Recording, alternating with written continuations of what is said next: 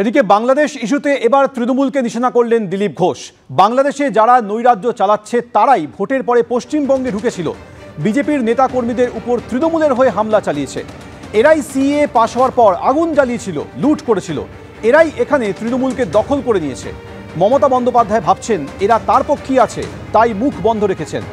এক দিদি গেছেন, আর এক দিদি হয়তো সেই রাস্তায় হাঁটতে চলেছেন। তৃণমূল ভবিষ্যৎ দেখে রাখুক, এই আগুন থেকে তারাও বাঁচবে না। মন্তব্য প্রাক্তন বিজেপি সাংসদ দিলীপ ঘোষের।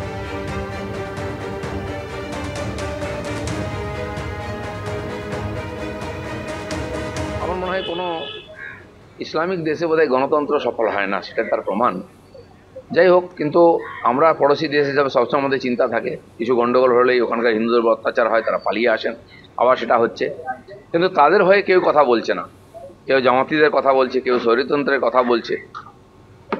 আমার যেটা ধারণা, এই যে যারা সমাজবিরোধী হুলিগান, তারা কারো নয়। নাহলে তারা কি করে পার্লামেন্ট হাউস লুট করতে পারে, কি করে প্রধানমন্ত্রীর বাড়ি লুট করতে পারে? দেশেরই জিনিস। এই ধরনের লোকেরা এখানে সিএ পাস হওয়ার পরে আগুন জ্বালিয়েছিল, বাড়িঘর লুট করেছিল, দোকানপাট জ্বালিয়েছিল, স্টেশন জ্বালিয়েছিল। এই লোকেরাই ওখান থেকে এখানে যারা ঢুকেছে এসে 21-এ নির্বাচনের পরে বিজেপির কর্মীদের বাড়িতে অ্যাটাক করেছিল, বাড়ি ভেঙেছিল, আগুন লাগিয়েছিল, দোকান লুট করেছিল, মহিলাদের অত্যাচার করেছিল। আর এরা এখন টিএমসি পার্টিকেও দখল করে নিচ্ছে এখানে। মমতা ব্যানার্জি হয়তো ভাবছেন যে এরা তো আমার পক্ষেই আছে, তাই মুখ বন্ধ করে আছেন, ওখানে হিন্দুদের কথা বলছেন না।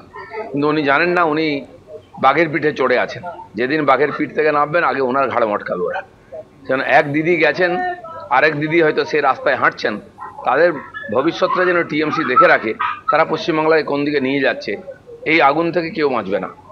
কলকাতায় জোড়া দুর্ঘটনা, যাতে মৃত্যু হয়েছে একজনের।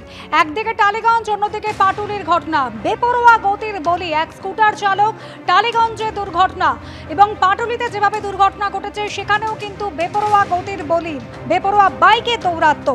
আজ সকালে রাস্তা পারাপার করছিলেন, সেই সময় মহিলাকে ধাক্কা মারে বাইক। অন্যদিকে টালিগঞ্জে বেপরোয়া গতির বলি স্কুটার চালক। মাঝরাতে বেপরোয়া গতিতে এসে গার্ডরেলে ধাক্কা মারে স্কুটার।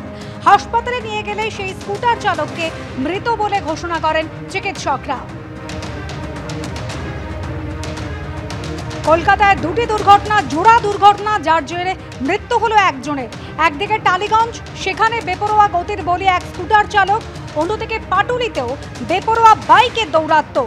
পাটুলিতে আজ সকালে রাস্তা পারাপার করছিলেন মহিলা এবং সেই সময় তাকে পিছন থেকে এসে ধাক্কা মারে এক বাইক। অন্যদিকে টালিগঞ্জে মাঝরাতে বেপরোয়া গতিতে এসে গার্ডরেলে ধাক্কা মারে স্কুটার। হাসপাতালে নিয়ে গেলে সেই স্কুটার চালককে মৃত বলে ঘোষণা করা হয়। সিগন্যাল না মানাতেই দুর্ঘটনা ঘটেছে, এমনই অনুমান করছে পুলিশ। হিন্দলতে আমাদের প্রতিনিধি রয়েছেন আমাদের সঙ্গে টেলিফোন লাইনে। হিন্দল, টালিগঞ্জে যেভাবে দুর্ঘটনা ঘটলো, কি অনুমান করছেন পুলিশ কর্মীরা? দেখো অনুসয়া, এই মুহূর্তে কিন্তু চারুমার্কেট থানার পুলিশ গোটা বিষয়টি খতিয়ে দেখছে কিভাবে দুর্ঘটনা ঘটলো। যদিও প্রাথমিকভাবে পুলিশ সূত্রে যেটা জানা যাচ্ছে যে বেপরোয়াভাবে বাইক চালাতে গিয়েই কৃষ্ণেন্দু দাস, যার বয়স 30 বছর, তার কিন্তু মৃত্যু হয়েছে, তেমনটাই পুলিশ সূত্রে প্রাথমিকভাবে জানা যাচ্ছে। ঘটনা ঘটে রাত 2:15 নাগাদ, তেমনটাই পুলিশ জানতে পারে যে রাত 2:15 নাগাদ এই কৃষ্ণেন্দু দাস কালীঘাটের দিক, চারু মার্কেটের দিকে আসছিল এবং তার যে বাইক ছিল সেই বাইকের গতিবেগ অত্যন্ত বেশি ছিল এবং সে কারণেই রাস্তার মাঝে গাড়ি নিয়ন্ত্রণ করার জন্য, যান নিয়ন্ত্রণ করার জন্য এবং যানের গতিবেগ নিয়ন্ত্রণ করার জন্য যে গার্ডরেল দেওয়া থাকে জিগজ্যাগ করে, ঠিক সেইভাবেই কিন্তু সেটা রাখা ছিল এবং সেই কৃষ্ণেন্দু দাস তার গাড়ির গতিবেগ এতটাই ছিল যে সে নিয়ন্ত্রণ না রাখতে পেরে সেই গার্ডরেলে গিয়ে ধাক্কা মারে এবং তৎক্ষণাৎ সেখানেই লুটিয়ে পড়ে। পরবর্তী ক্ষেত্রে পুলিশ এবং স্থানীয় বেশ কয়েকজন তাকে উদ্ধার করে কেবল বাবুর হাসপাতালে নিয়ে গেলে চিকিৎসকেরা মৃত বলে ঘোষণা করেন। গোটা বিষয়টি খতিয়ে দেখছে চারুমার্কেট থানার পুলিশ। ধন্যবাদ হিন্দল।